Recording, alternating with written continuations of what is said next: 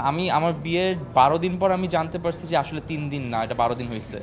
দিশার পার্সোনালিটি এত স্ট্রং যে ও ছাড়া আর কোনো মেয়ে যতই ভালো হোক আমার সাথে বিয়ে করে এই নেগেটিভ এনভায়রনমেন্টে টিকতে পারতো না, যেটা দিশা পারছে। যেটার জন্য মানুষ ভালোবাসে ওটা আমার অফুরন্ত ছিল, আমার কখনো ওটা অভাব ছিল না। আসলে আমার ২টা মেয়ে সন্তান আছে এখন, অ্যান্ড ওদের সাথে সারাদিন খেলাধুলা, ওদের স্কুলে নিয়ে যাওয়া। আমার রিলেশনশিপের একটাই যে এতই যখন কষ্ট করবো, এত যখন লয়াল হইতে হবে, এত যখন এফর্ট দিতে হবে, তাহলে বিয়ে ছাড়া হুদের লয়্যালটি অ্যান্ড এফর্ট দিয়ে লাভ নেই। আমার যতগুলো রিলেশনশিপ অলমোস্ট হয়েছে আমার মনে হয় না যে কেউ কখনো ম্যারেজের জন্য রেডি ছিল। ওরা জাস্ট একটা হাইপে আসছে বা একটা কনসেপ্ট ছিল রিলেশনশিপ হবে এরকম। But Disha was very much, okay আমি 100% জানতাম যে ও করলেও বিয়ে করবেই। যারা আমার আগের ইন্টারভিউ দেখছে দে অল নো যে আমার বাচ্চা ছোটোবেলাতে আমি সবসময় বলছি যে আমার 2টা মেয়ে সন্তান আমার খুব পছন্দ, আমার 2টা মেয়ে সন্তান আমার স্বপ্ন ছিল। সামহাও লাইফে আসলে হয় না যে যেটা আপনি অনেক বেশি চান। আমি অনেকটা ওই যে ল অফ অ্যাট্রাকশন অনেক বিলিভ করি। আমি এত চাইছি আসলেই আমার 2টা মেয়ে সন্তান আছে এখন, অ্যান্ড ওদের সাথে সারাদিন খেলাধুলা, ওদের স্কুলে নিয়ে যাওয়া, বাসায় যে ওদেরকে দেখা, সো সব কিছু মিলে ইটস এ ডিফারেন্ট এক্সপিরিয়েন্স। আর সালমান মুক্তাদির তার লাইফস্টাইল চেঞ্জ করে যে একটা রেসপন্সিবিলিটি জায়গা থেকে যে আসতে পারে, এই ফিলিংটা আসলে নিজের কাছে নিজেকে একটু ওয়েল রেসপেক্টেড মনে হয়, বা আর একটু মনে হয় যে আমার purpose in life is this. So ওই জিনিসটা ইনভেন্ট করতে পারাটা হচ্ছে আমার কাছে মনে হয় সামথিং নিউ। আমি আমার বিয়ের ১২ দিন পর আমি জানতে পারছি যে আসলে 3 দিন না, এটা ১২ দিন হয়েছে। অ্যান্ড এটা সত্যি, অ্যাকচুয়ালি আমি ওকে সিরিয়াসলি বলছি, আমি বলছি 3 দিন না, ও বলছে না 12 দিন হয়ে গেছে। তো আমার চোখ বড় হয়ে গেছে যে ও ওয়াও। সো অনেক অনেক মনে হয়, এমনিতে আমার সবসময় মনে হচ্ছে 24 ঘন্টা এনাফ না, এখন আরও কম মনে হয় আমার কাছে, এটাই আর কি।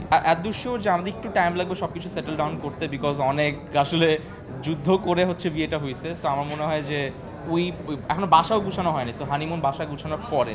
যুদ্ধ বলতে অ্যাকচুয়ালি আমার না, ওরটাই আমি বলবো, বিকজ এমন একটা টাইম ছিল যে ও আসলে আমার সাথে কন্ট্যাক্টও করতে পারতো না, কথা বলতে পারতো না, কিছুই না। আমিও একটু কনফিউজ ছিলাম, বিকজ আমারও পাস নিয়ে আমারও একটু কিছু ট্রাস্ট ইস্যুস ছিল। সো আমিও ওইটা বুঝতেছিলাম না যে ও আসলে প্ল্যানটা কী। তো লাস্টের দিকে বুঝছি প্ল্যানটা হচ্ছে এটাই যে ও অ্যাকচুয়ালি সব ছেড়ে ছুড়ে আমার কাছে আসবে, এটাই হচ্ছে প্ল্যান ছিল। তো যখন এটা কনফার্ম করছে, আই থিঙ্ক লং স্টোরি তো শর্টে বললে এখন ইজি হয় আর কি। তো এটাই অবভিয়াসলি এটা আমি তো বললাম যে আমার থেকে বেশি যুদ্ধ, বিকজ আসলে আমার কিছু ছাড়তে হয়নি একমাত্র আমার পাস্ট ছাড়া। বাট ওর লিটারালি ওর লাইফের যত কিছু এমন নাই যেটা সে ছেড়ে আসেনি, বিকজ শি ইজ সামওয়ান যাকে আমি বললাম তো আমি কেন কেউ ওকে আসলে প্রপার ট্রিটমেন্ট দেওয়ার মতো যোগ্যতা রাখে না। বাট ও তারপরও সব ছেড়ে আসছে। আই মিন এটা কি আসলে কম্পেয়ার করা বা এক্সপ্লেন করার মতো কোনো এক্সাম্পল আমার কাছে নাই। আমি কখনো রিলেশনশিপে এমনিতেও যেতাম না, বাট যদি যাই আমার রিলেশনশিপের একটাই যে এতই যখন কষ্ট করবো, এত যখন লয়াল হইতে হবে, এত যখন এফর্ট দিতে হবে, তাহলে বিয়ে ছাড়া হুদের লয়্যালটি অ্যান্ড এফর্ট দিয়ে লাভ নেই। Because to be very honest, I am a guy যার জন্য মেয়ে পাওয়া হয়তো অনেক ইজি ছিল, বা রিলেশনশিপসে দরকার ছিল না, লাইক সব কিছু অনেক অ্যাভেলেবেল ছিল। সো আমি এত ইজিলি পেয়ে কেন আমি উল্টো এফর্ট দিব? তো এটার জন্য তো আমার actually in return worth it কিছু লাগবে। ওটা হচ্ছে একটা লাইফ টাইম কমিটমেন্ট, যেটা হচ্ছে ম্যারেজ।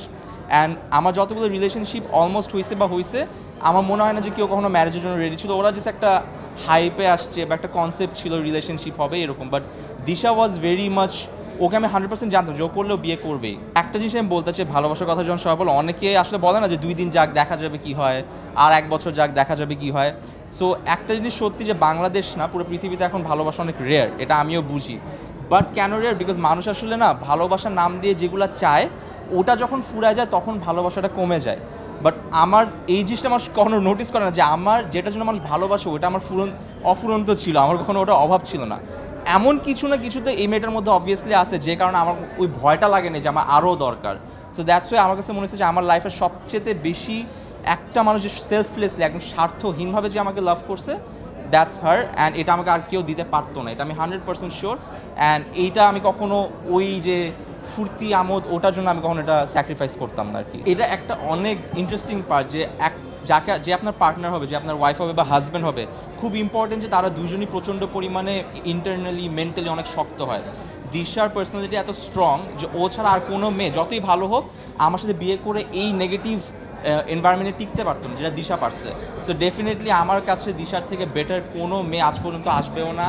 আর আই থিঙ্ক আমি প্রিটি শিওর কেউ নাই, ওর ধারের কাছে কেউ নাই, এটা আমি লিখে দিব, প্রমাণ করে দেখাবো এটা আমি।